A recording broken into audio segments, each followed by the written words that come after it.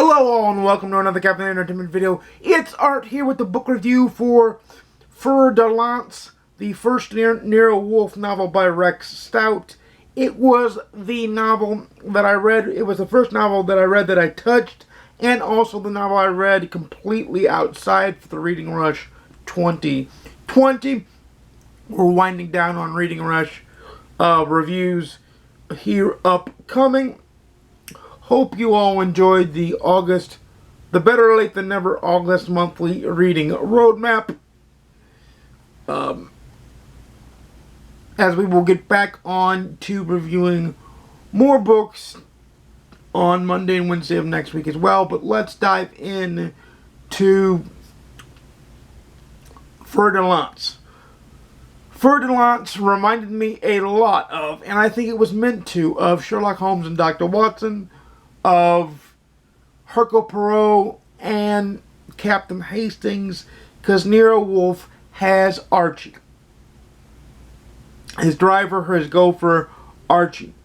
I don't think they ever said Archie's last name. They just kept calling him Archie. As a matter of fact, he has a myriad of team members. He's got a cook, he's got Archie, his gopher, and he's got a private investigator who does legwork for him when he needs something done.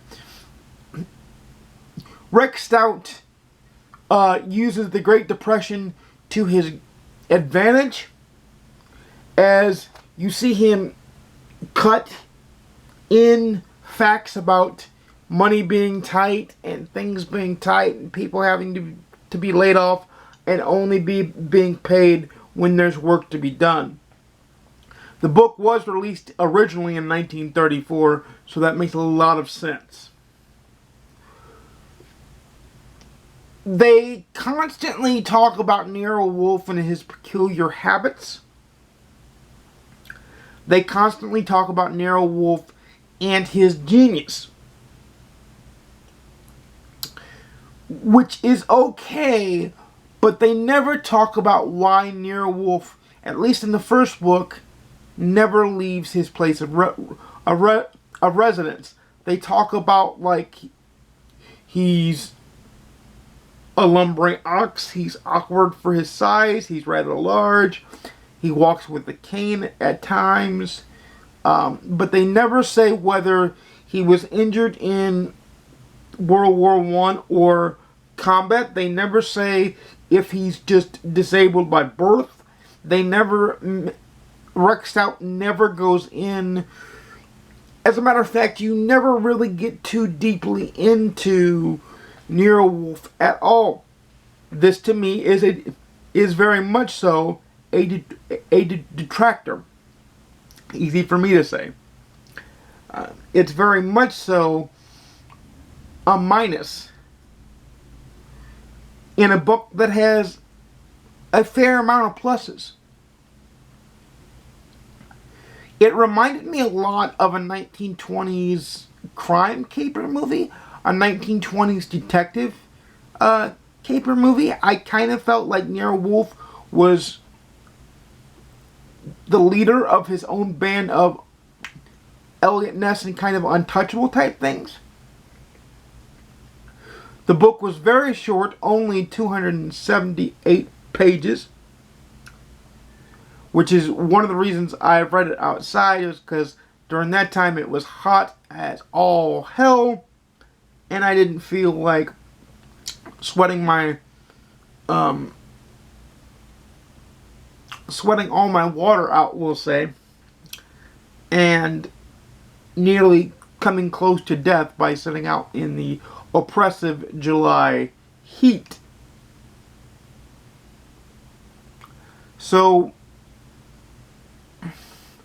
I thought that the case itself and the prose by Rex Stout was very, very good and very, very well written for the time. You do hear words that you would not hear, racially toned words that you would not hear in today's social climate, but were most certainly commonplace in the time the book was written.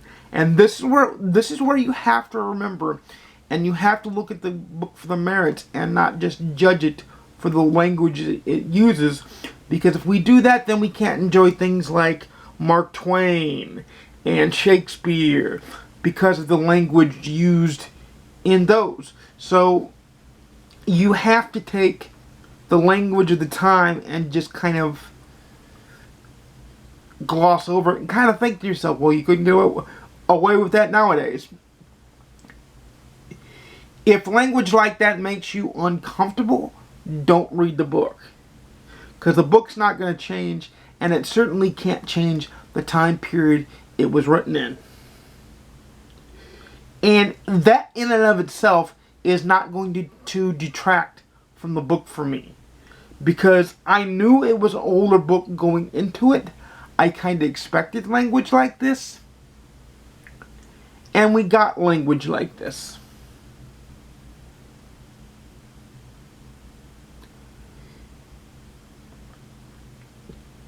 It was a top-notch mystery that kept me going and going and going and going.